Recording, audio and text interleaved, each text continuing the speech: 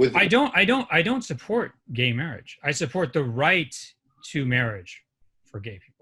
when you're saying we should, in fact, engage in so much as we would support the right of gay marriage, doesn't this seem very contrary to the da'wah of Lut alayhi salam, for example, who very much was opposed to these kinds of practices, let alone facilitated it? On what Islamic? I don't think Lut alayhi salam talked about gay marriage.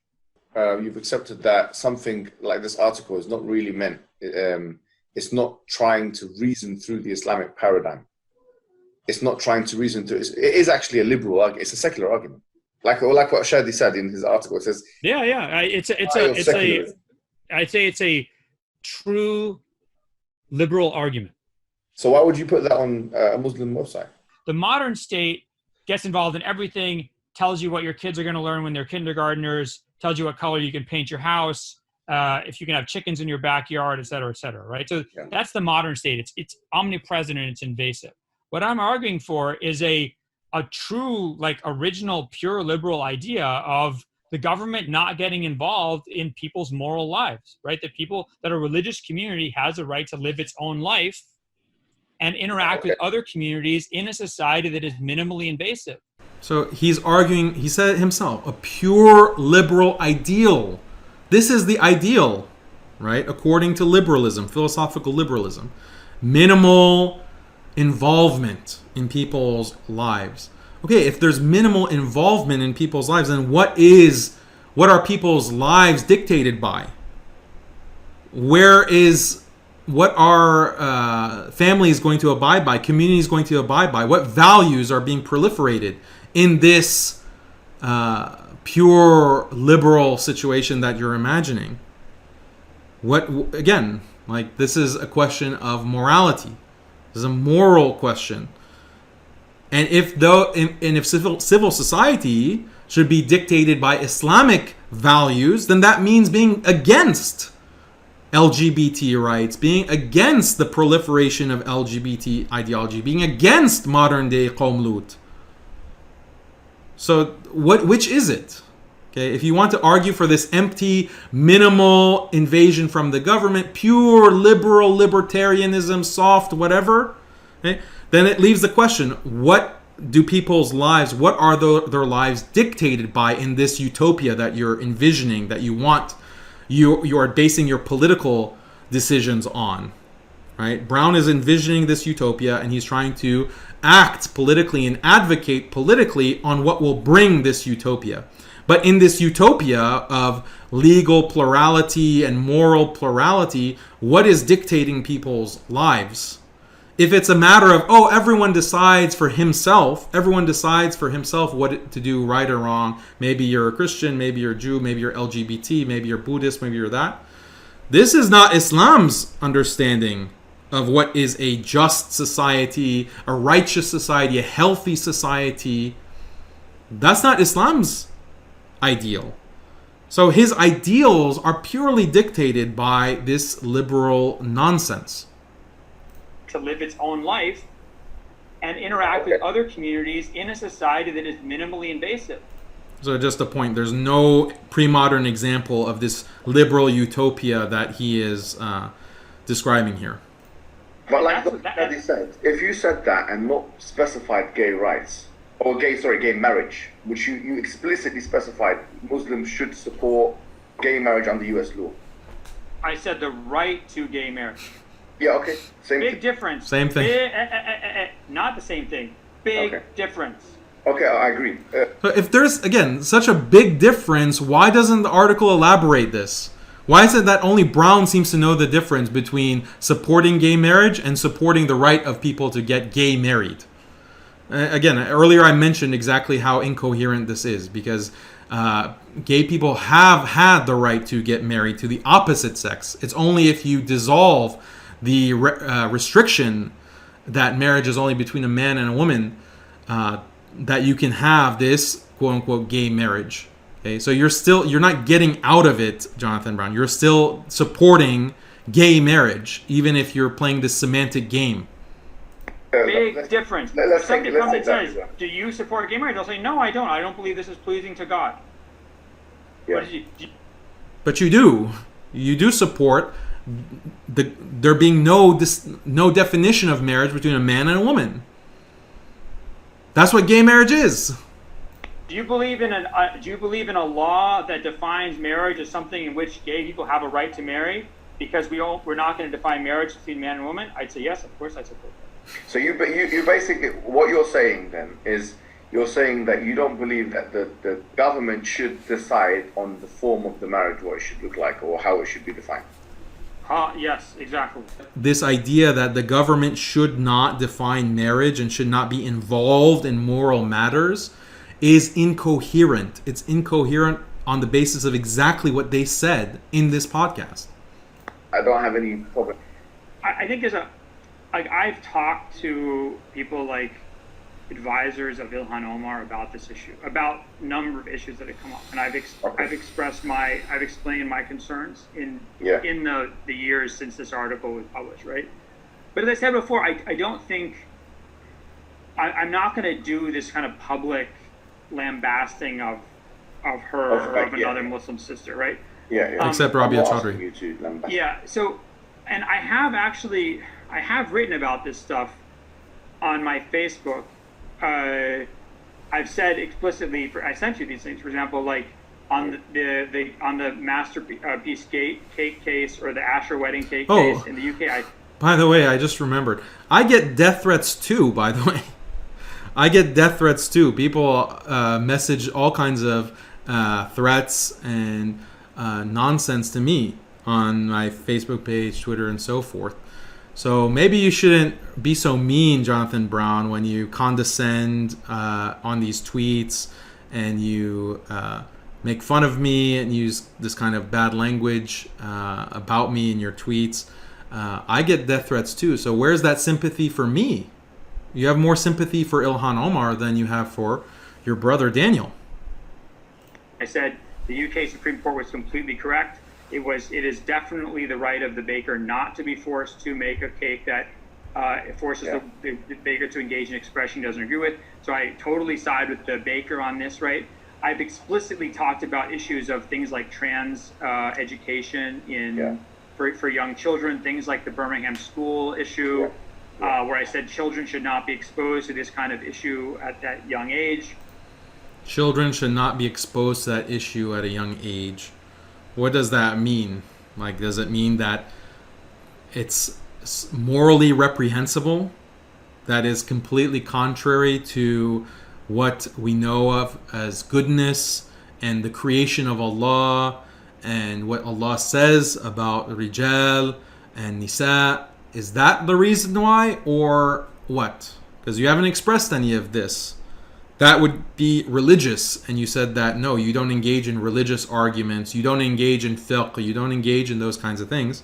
So on what basis are you saying that young children should not be exposed to trans ideology in elementary school? So I've actually come out a lot and talked about these issues. I haven't Where? written a Yaqeen article about it. And you haven't written an article about it, so we can criticize the article on its own. What about the rest of these statements? Okay, so if they're in your personal Facebook page or Facebook profile or Twitter, so we have to go digging around and search to find those kinds of statements. But you have a public published position paper, actually more than one, but the latest on Yaqeen, that says Muslims should affirm and advocate many LGBT rights, and doesn't say anything on all of these issues that existed back in 2017 when you wrote the paper. So how is that consistent? And to be honest, that's really more of like a personal choice of mine. Right. I don't want to get into. I don't want to feel comfortable getting into the details of why I haven't done that. But so why? He has personal reasons for not clarifying and writing on a platform like Yaqeen. He's perfectly comfortable spreading pro-LGBT rights, not comfortable saying anything against that for personal reasons that we don't know. But I have done my best on my social media to weigh in on those things because I think they are very, very important. In fact, they are much more important than the Obergefell decision for Muslims. I mean, I think, and this is some of the stuff I was sending you material on, stuff about what kids are taught in school, what rights parents have to opt out of certain classes.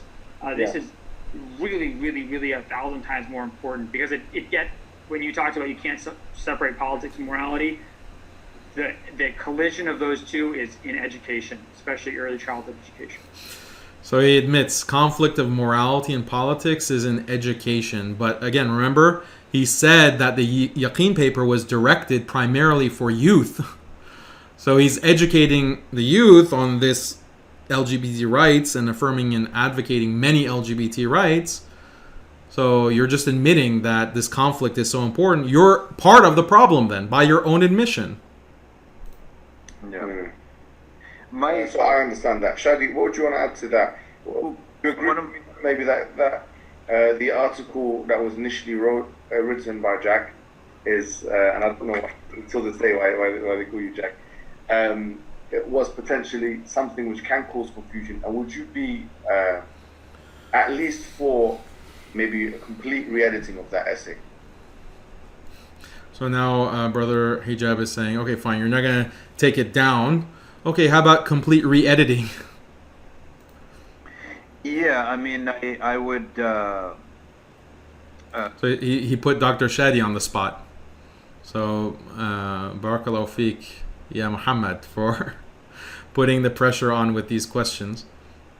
I mean, if they want to re-edit it, it's up to them what to do, up to them. What to write, and what's up to date and what's not up to date. But so up to them, what's up to date and what's not up to date. So Dr. Shadi is perfectly fine with that paper. Apparently, it's up to them if they want to edit it or not. Maybe it's just fine. I mean, maybe it's ambiguous, and who can tell? We have to go and find every statement that Jonathan Brown has ever made in his life before we can make conclusions about what he means when he says Muslims should support gay marriage. The rebuttal, the fact that they put the rebuttal is, that's also, something to be considered. And when people are going off on the internet and youth and people reading, I just want to give people one point, is that when you look at a statement from an author, the right way to make an analysis is to look at all the authors of that statements of that author on a particular point, right? All the statements of the author. Go to everything that Jonathan Brown, all his statements. Otherwise, you can't make a conclusion. Right, whether it be Jama' Adilla. Yeah, Jama' Adilla. And like, who can do that? Like, who has that expectation?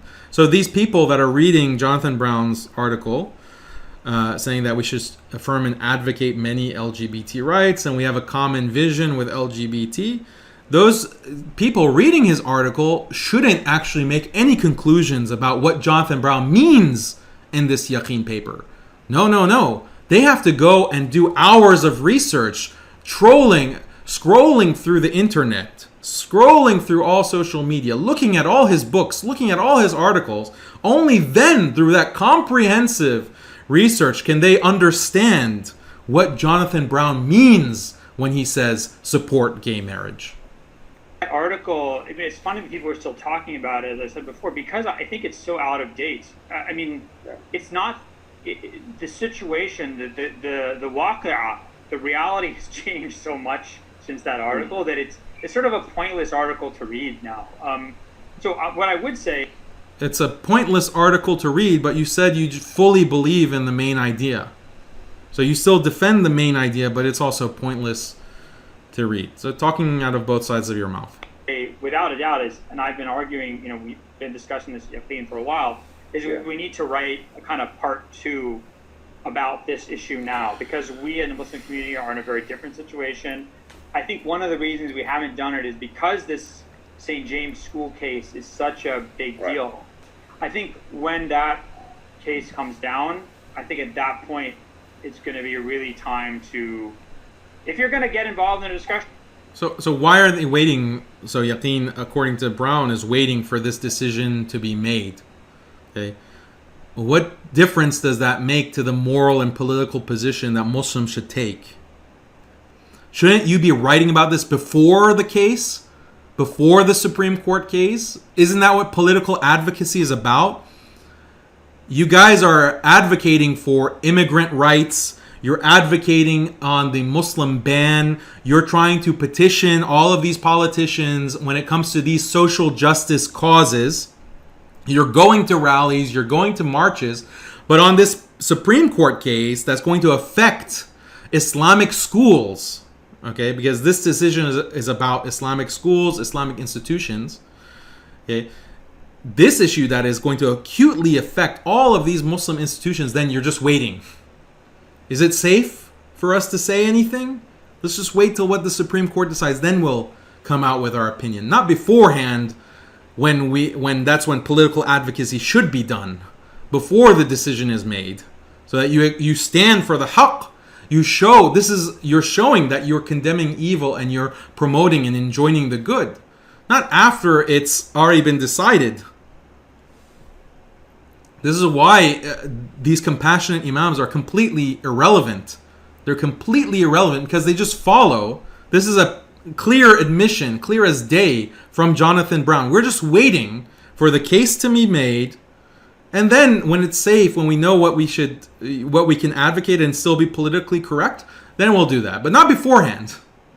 Not beforehand, because we're not leading anyone. We're not speaking the truth. We're not doing da'wah that we're calling to Islam as the truth. We have to wait for the kuffar to lead us and tell us what's okay for us to say and express.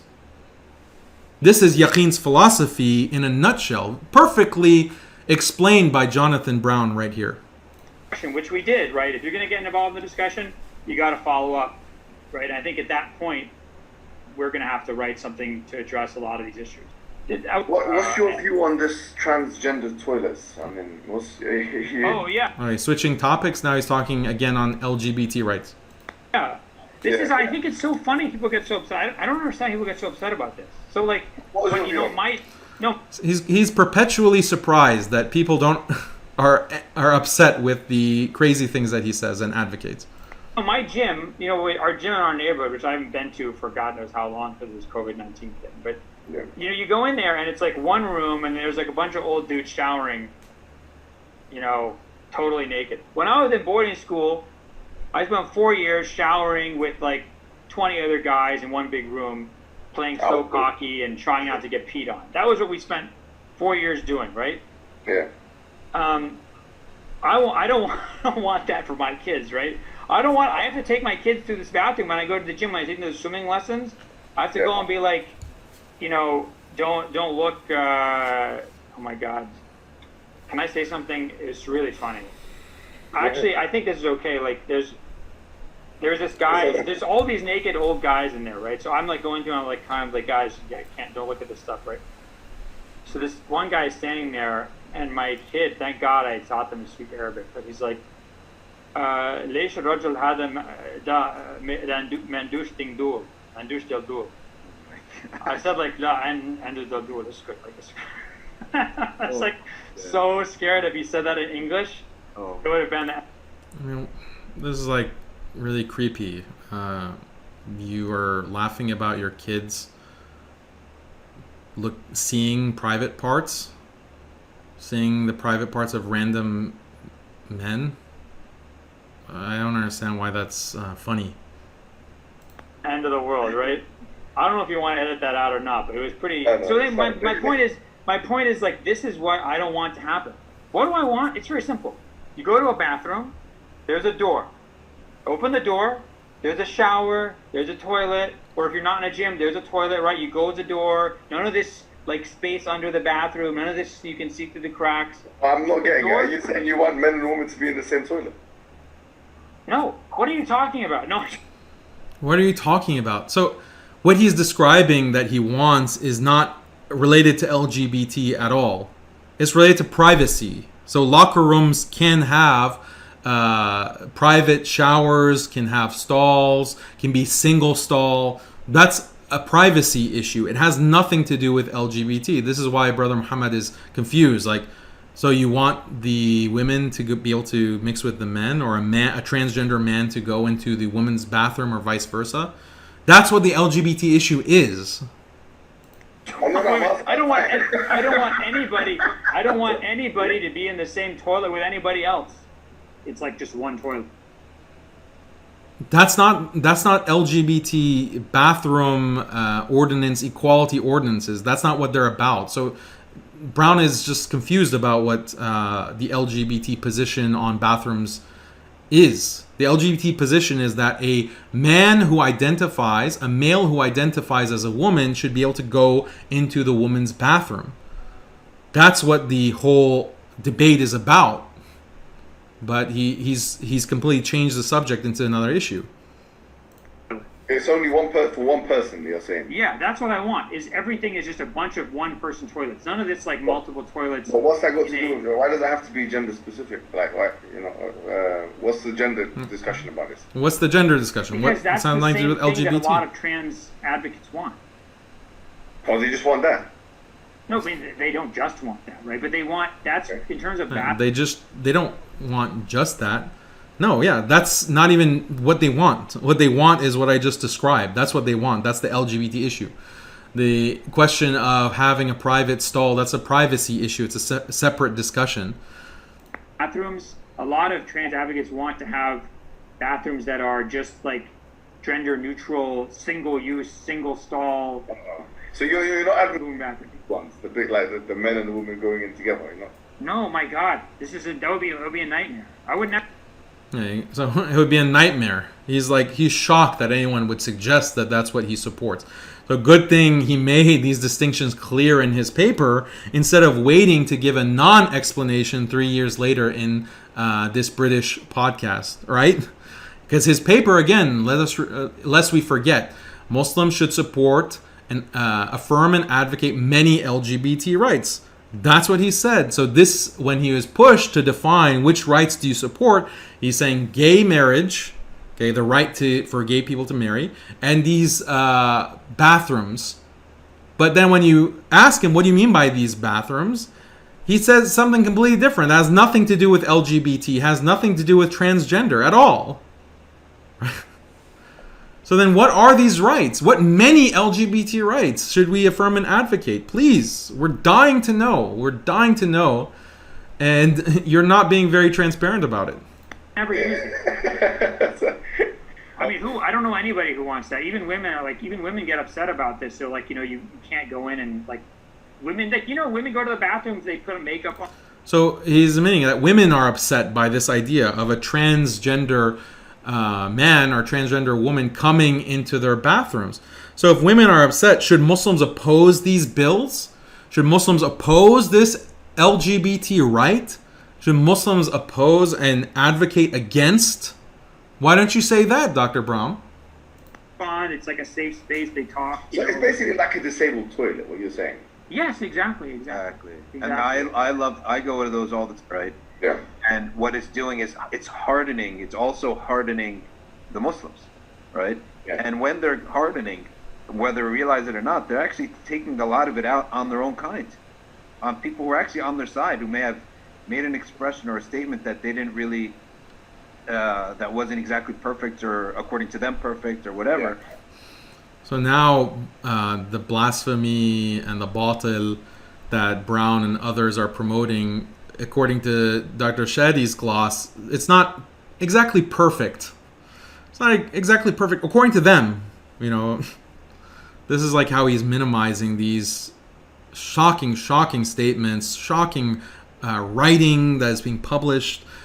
This is how these things are minimized. We have this culture of making Muslims, Ahl Sunnah, du'at, really uncomfortable with their own kind is a big problem. The Ba'alawi always say, nope. So we should be very concerned about the du'at comfort levels, right? That's really important. Them spreading batil unopposed, them spreading this kind of nonsense, misguiding the community, that's not really on the list of priorities. What's really important is making sure that the du'at are comfortable. Never scare your kids, because your kids will then seek happiness outside of the home, right? Yeah. They'll seek security and fulfillment outside of the home. So they said always, when you discipline your kids, keep that in mind. Likewise, when we have people doing commanding right, forbidding wrong, and trying to get to the right, result and conclusion of things, if they do this in a way that disgusts and injures, in fact, other du'at who are of Ahl Sunnah as well, trying to do the same thing, right? Yeah. Then what they're going to do is people are going to click off. They're not going to go online anymore, and many people will not benefit. Oh, such a loss if the du'at clicks off. Oh, these poor celebrity victims. They're victimized by us people criticizing them. They're such poor, innocent victims. Who will think of them? Who will think about these rich, celebrity, compassionate imams? They're the real victims in this story. Not all of the Muslims that are being misguided and led astray by stupid arguments and stupid positions. Who cares about that? What we care about are the poor, the comfort levels of these celebrities. From them. Whereas had they had a moderate of discussion with them, then the point would have been corrected, and the people who still benefit, right? So there's Wait, how would the point be corrected? Jonathan Brown stands by everything he said. He stands by the ratio. He stands by this principle of insult to the Prophet sallallahu alaihi wasallam. He stands by it. He said it. We have it on record. So where was the correction? Everyone benefits. But what's going on now is, I don't know what it is, people pent up frustration with COVID-19. Why is it that Twitter, this is what I see. I don't know if you Yeah, it's COVID-19. That's why we're frustrated. We're not frustrated by our deen being distorted. We're not frustrated by the community being misguided. That's not our frustration. Our frustration is COVID or something else. Or maybe we're just jealous. That's the other explanation, right? Maybe we're just jealous and we have this hatred. That's why. tell me, it's been taken over by these like Kharijite attitudes. Kharijite. If you have one Khariji. This is the other thing that critics, we're either Kharijites, we're neo-madkhalis, we're takfiris, all of these labels that they have for anyone who criticizes them in less than the utmost polite, utmost respect, privately contact us. Anything other than that, then you're a Khariji. You're a takfiri, you're a neo-madkhali. One thing, we're going to meme you to death. We're going to attack you. Half of these people have no name. They have no name. They have no name, so they don't matter. Half of these people have no name. They don't matter. Yeah, these because that's what matters. Like, the batil doesn't matter. It matters that you have your actual legal name in your profile. That's what makes the difference. Cockroaches, they're cockroaches. Like sort of cockroaches and rats and rats. Hyenas. Really hyenas. Cockroaches, rats, and hyenas. Those who criticize these celebrity du'at, we're cockroaches, rats, and hyenas. MashaAllah. Such adab. Such adab. Bloated jerks, a-holes, rats, hyenas, cockroaches. Any other choice vocabulary you have for us? Oh, teachers of adab. Oh, teachers of respect and politeness. Please. Hyenas. Because they like to attack someone at the moment that they're down and laugh at it. And meanwhile, we don't even know his name. He's like Ebu something or some silly name or whatever. They're bots, you know, almost. I think that it's hard to direct it because we're directing it at a general audience, but this culture to me is disgusting. And it's almost like, I agree with this. Why am I part of this, you know? For that. Okay, so at the end, he said, this culture is disgusting. So the culture of compassionate imams spreading batil, that's not the problem. The problem is those who are calling them out. The problem is those who are criticizing them. That's what the real problem is. And I want to appreciate the good efforts by du'at and ulama, scholars who are doing like everything that I said in this broadcast. They know it. Okay, and they are teaching it, and they are making their efforts, and we are the majority. The problem is this minority, this loud minority that has the resources, the $1 million that they get from Allahu Alam. Only Allah knows where they're getting money, and they have this platform, but to spread. So that makes it seem like they're the majority. They're not the majority. We are the majority who are calling out this batil, and we're very clear on what Islam is and it's not. So I want to appreciate all the du'at and the ulama, and I want to encourage you. Don't be discouraged by being called a rat or a hyena or a cockroach. Don't be discouraged. All of those who are listening, don't be discouraged. We have a responsibility to hold people accountable. We have a responsibility for amr bil ma'ruf wa nahi anil munkar. We have to enjoin good and we have to forbid evil, and we have to call people to birr and taqwa and discourage and speak out against all of this ithm that is being spread, and batil that's being spread, fahisha that's being spread by certain figures who are not even apologetic. They stand by everything that they say, and they try to defend themselves even when they're clearly and categorically wrong. And finally, don't let people speak down to you. Don't let people talk down to you and say you don't know anything or that you don't have adab. Yes, have adab, but calling out wrong is part of adab. This is a distortion. Speaking out against distortion of the deen is adab. These are part of the adab that the believer should have, is to call out what is wrong with his tongue. If he can't change it with his hand, then at least with his tongue. And if he can't do that, then at least to hate it in his heart.